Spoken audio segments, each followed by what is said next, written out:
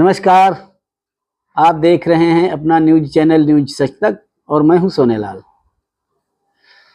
भारत जल्दी ही हो सकता है अगले 1-2 महीने में ही विश्व की चौथी अर्थव्यवस्था बनने जा रहा है।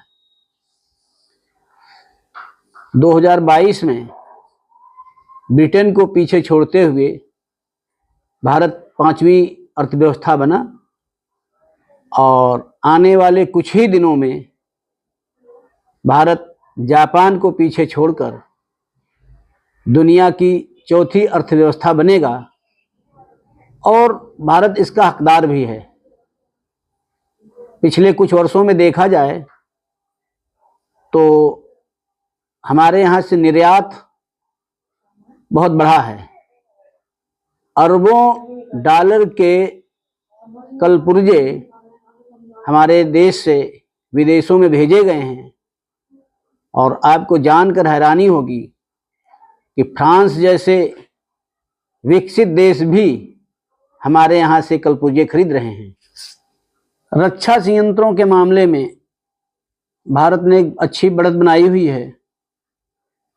जो कलपुर्जे हम विदेशों से आयात करते थे उनमें से 200 से अधिक की संख्या के कलपुर्जे हम विदेशों को अब निर्यात करने लगे हैं, क्योंकि हमारे यहाँ जो 14-15 में हमारे देश का जो रक्षा बजट था वो 47,000 करोड़ के आसपास था, जो वो इस समय 1,22,000 करोड़ रुपए से अधिक का हो गया है। तो ये जो रक्षा बजट में जो बढ़ोतरी की गई उसके फलस्वरूप हमारे देश की जो कलपुर्जे बनाने वाली, रक्षा उपकरण बनाने वाली कंपनियां हैं उनको काफ़ी सहायता मिली और उन्होंने बढ़ चढ़ करके अपना इसमें योगदान दिया है। 100 से अधिक देशों ने हमारे देश में बने हथियार, कलपुर्जे और युद्धक वाहन खरीदे हैं, जिनमें मुख्य रूप से सुपरसोनिक क्रूज मिसाइल जो हैं, ब्रह्मोस मिसाइल, डोनियर एयरक्राफ्ट और पिनाका रॉकेट जैसे शस्त्र शामिल हैं। और इनमें $2.5 अरब से अधिक का निर्यात फ्रांस और फिनलैंड जैसे देशों को किया गया है।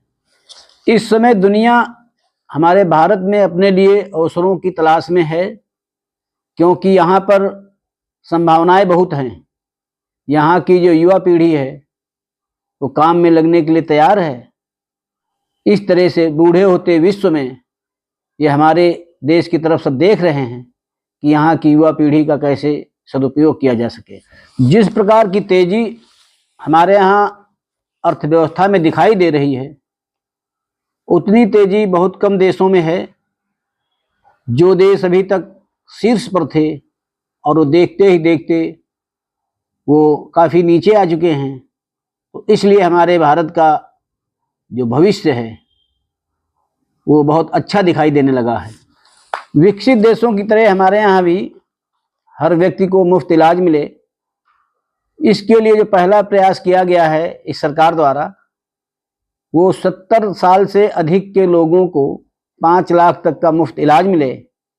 डॉक्टरों की कमी को पूरा करने के लिए सरकार ने फैसला किया है कि जल्द ही 75,000 और सीटें बढ़ाई जाएंगी, जहां से नए नए डॉक्टर तैयार होंगे।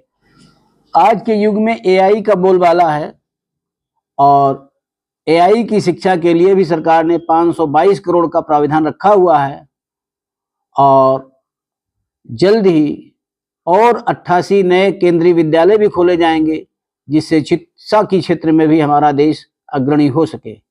ऊर्जा के क्षेत्र में भी इस सरकार ने बहुत अच्छा कदम उठाया है।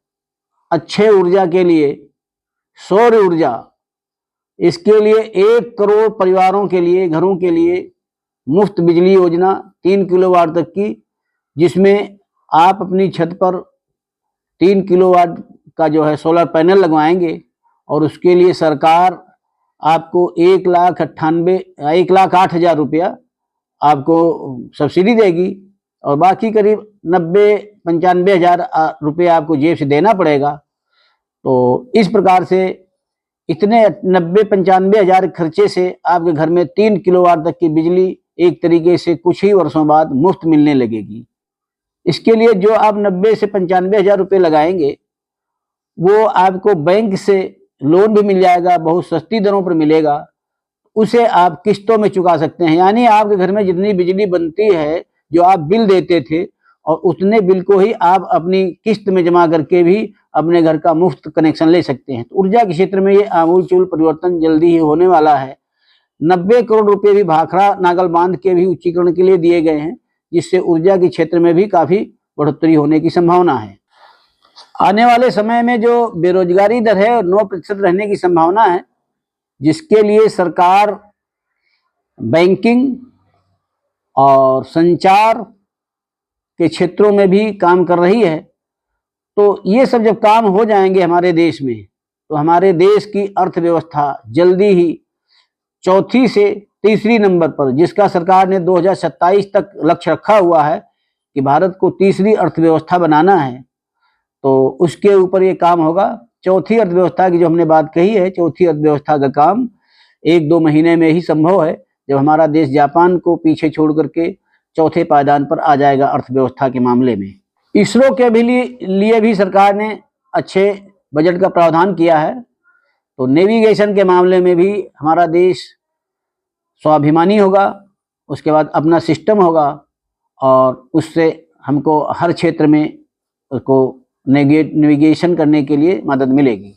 पिछले दिनों मैंने एक सिपाही से जनरल बने जोरावर सिंह जी का उल्लेख किया था, तो सरकार ने उनके नाम पर भी एक जोरावर टैंक बनाया है जो 4200 मीटर की ऊंचाई के पहाड़ों पर भी आसानी से चल सकता है। तो ये हमारी जो है बहुत बड़ी मजबूती मिलेगी, जो खासकर लेह लद्दाख में हमारी सेनाएं रहती हैं, चीन को जवाब देने के लिए हमारे लिए विकसित होना आवश्यक है। तो ये जब अर्थव्यवस्था अच्छी होती है तो सब चीज़ें करने में आसानी रहती है। तो इस अंक में बस इतना ही, अगले फिर किसी अंक में मिलेंगे, तब तक के लिए नमस्कार।